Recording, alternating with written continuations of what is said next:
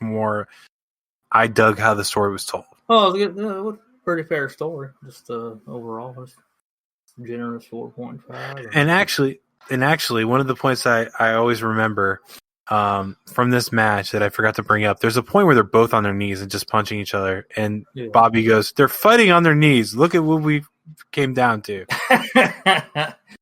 Yeah, and another thing is, I never was a fan of NWO versus NWO. I thought it was pointless. I told you earlier, I was for a short period of time a little bit into the Wolfpack, just a little bit, and I was like, okay, this is getting kind of stupid to me, and I started losing all that interest. It just made no sense anymore, and yeah, I never was a fan of NWO versus NWO, and never was a fan of NWO as far as being the kid and these are heels. So, but Scott Hall, always a great worker in my view, and I know a lot of people would agree with that. Crazy, he never won the world title too, but I guess he was never meant for that. But anyways, it was, like I said, we can agree to disagree. It was, you liked it. I wasn't into it, but fair story. Yeah. I've always dug the story in this one. It's always been one of my favorites.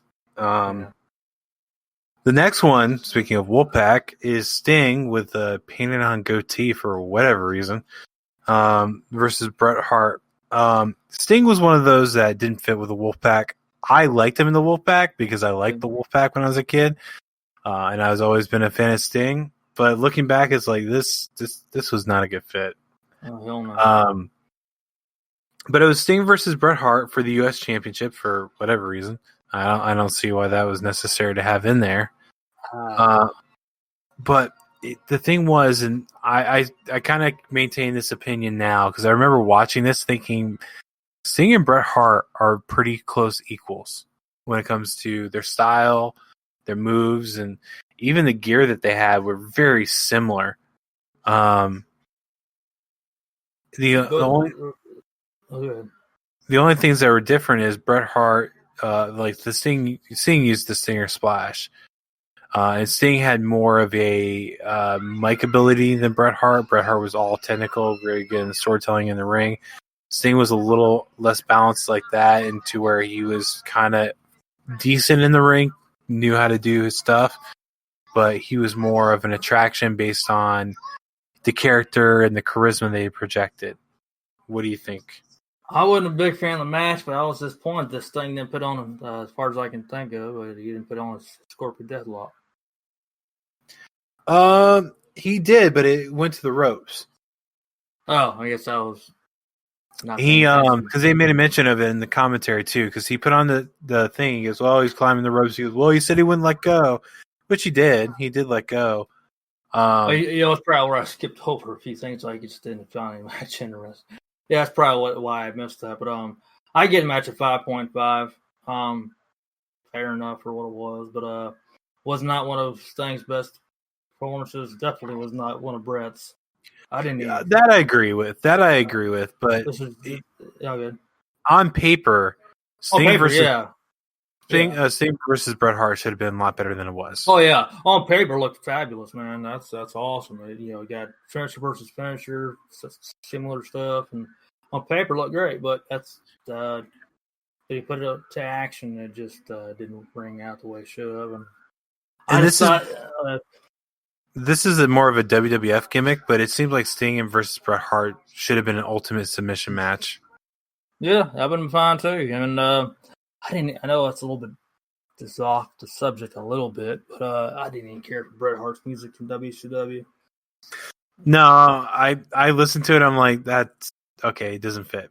No, it did not fit at all. I was like, what the hell? I forgot about his music. For a lot of people out there, I'm sure, including yourself, when it was reported he was jumping to WCW, and he's coming. It's like, I thought it was pretty damn exciting. I was like, this is different. It's cool. And at that time frame, I didn't understand the story behind it all. So I didn't know about that. I started watching it after he was already there.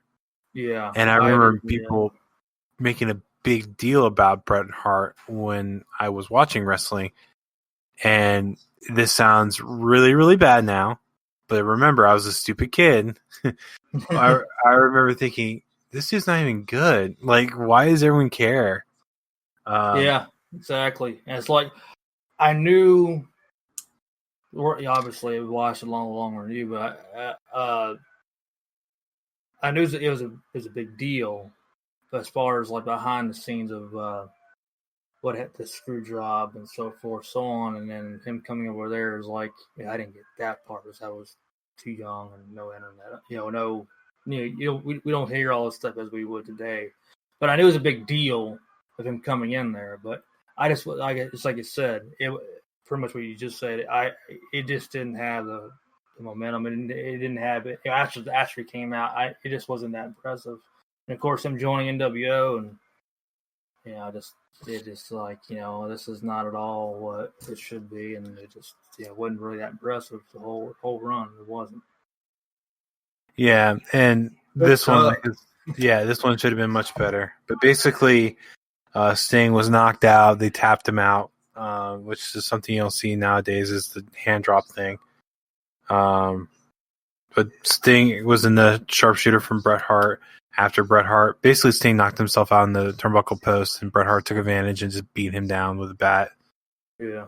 I'm sorry, we already talked about the rating. I almost repeated the rating there. Warrior versus Hogan. Yeah, they didn't. Sorry? Go ahead. Well, what is it to say about Warrior versus Hogan? Besides the fact that you've probably been more productive by having 2 7-year-old kids wrestle each other. What did you just say? I said you probably have be more productive by having 2 7-year-old kids wrestle each other. Oh, yeah. It was awful, to say the least. Honestly, when they're talking about 8.5 years ago when they wrestled first time, I didn't even. I mean, at the time, I don't think I even seen that match. If I did, I didn't see it live, of course. Didn't even know anything about wrestling that back in that time frame, 1990, and I think it was before then. Yeah, it was before then. I did watch it on old VHS tape for you youngins that don't know what that is. Wow. I watched it on the Coliseum video thing. I think they eventually had it on there. And anyways, saw that. I didn't know a lot about the Warrior. It never rang a bell. I didn't even barely watch his little short run he had in '96. It was so I didn't have a whole lot of knowledge on that. I knew a little bit about Warrior, but I didn't know a lot about his career. But it was just a terrible match, and neither one, like we talked before, were Hogan or Warrior were great wrestlers. Hogan was more of a showman, obviously. It was a story about a return, and the Warriors' run lasted a month, and that was it. And probably was the best that they didn't have him go any further. But I gave that match a 4, and I was pretty damn generous. Yeah. Again, it was one of these weird things when this was going on because I didn't know about the Warrior Hogan from back in the day. But I'm like, why does this guy have mystical powers and can show up in mirrors? Which weirdly, looking back, it seems like WCW is trying to duplicate Undertaker's abilities by using the Warrior. Which, okay, sure. Sorry, Bischoff recently spoke about this too. The first promo Warrior cut when he would return on that Nitro. He went in like over 20 minutes, and it got to like 24 minutes, I think it was. And he just blabbering on, couldn't understand what he's getting at and saying. Eventually he's like, he couldn't cut him off because it wouldn't have looked good to you. But I think he eventually did try to do something there to basically end off the promo. It was just like a 24-minute. I think it actually ended off like a 27-minute promo, 27-minute segment out there between Warrior and Hogan and Bischoff, and that's just too long for that, especially for Warrior. But yeah, it just was, obviously it's just terrible. But that was it. Yeah. And based on how I recall this match, I would have rated it 3. Yeah, it was like a few years later. Sorry, he had renamed himself as legally the Warrior. Yep. Yeah, instead of Jim Hellwig. But I don't believe in completely speaking ill will of him, but no, I don't. I don't want to. The dude seemed nuts. Oh yeah, I mean, God rest his soul and everything. I mean, it just as that was not. He was a great attraction, obviously, and but anyways, yeah. He had energy. That's what he had. Oh yeah. The next match got cut off live, and they had to air it on Nitro. But it was DDP versus Goldberg. This was when DDP first started getting really into the world title picture. Yeah. Unfortunately, from post interviews after this happened, Goldberg knocked himself out during a spear, and basically Page had to carry it on the rest of the way because Goldberg was in autopilot. And Goldberg is Goldberg. He wasn't a great wrestler. He was a spectacle, kind of like Hogan. He was a guy that would come in, just squash people, and get fans excited, and that was it, really. Then you have DDP, who tries to master the art of what he was doing. What would you rate this one at? I would rate it out of 12. A 12? I'm sorry, I had to say that. Okay, a 10. No, I gave it a 6. I was pretty, that's generous enough. I mean, if I was going to be reality about it, it'd be between a 5 and 5.5. But 6 was like because of the story and a pretty good, damn good finish. But honestly, to reveal this, I didn't even talk about it. I really don't even recall watching the entire pay-per-view until just now. I remember the main event, that whole fiasco deal, but I don't even remember ever watching this pay-per-view start to finish. Back then, it was a luxury to order a pay-per-view, which is rare that I ever got to do that. It's usually when during the big ones like Starrcade and WrestleMania sometimes. But anyways, yeah, so I remember that fiasco deal, and they're talking about the next round of Nitro. But it was a good finish, though. Yeah, so I was a little bit more generous. I gave it a 7, but that's more towards DDP than anything else. He tried to carry Goldberg through this match, and it was shown.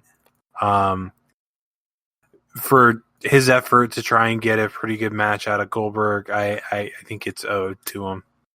I gotta tell you a funny thing. I know you're not gonna be into me saying this, but funny thing happened when I was a kid when Goldberg was very popular. And for y'all, it's hard not into what I'm saying. I apologize. But when I was a kid, I got out. I escaped from not going to church for a long time. And anyways, this ain't religious necessarily. But anyways, my former baseball coach of my brother's calling me up on Friday or Saturday, and he got to know that Mark likes Goldberg. And it's like, Mark, you gonna come to church tomorrow? I was like, yeah. And I was like, Goldberg's gonna be there. And that's what I was like. He kept on saying that every week, and eventually he says, "Well, Goldberg's going." If they put the church sign. Yeah, I got to church. Goldberg wasn't there, but I thought it was a funny story when I was a kid. So, anyways, I said I wouldn't get really religious, but just I thought it was a funny thing that happened back then. So there's actually I have a funny story because of Goldberg.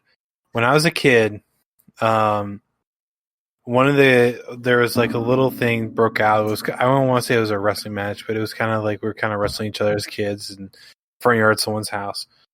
And this one kid kept on, like he was about my age. He kept messing with my stepbrother. So I got into an angle and I speared him hard enough to where I bounced off the ground, off of him, upward after hitting him. I broke his arm. Wow. And my dad was pissed.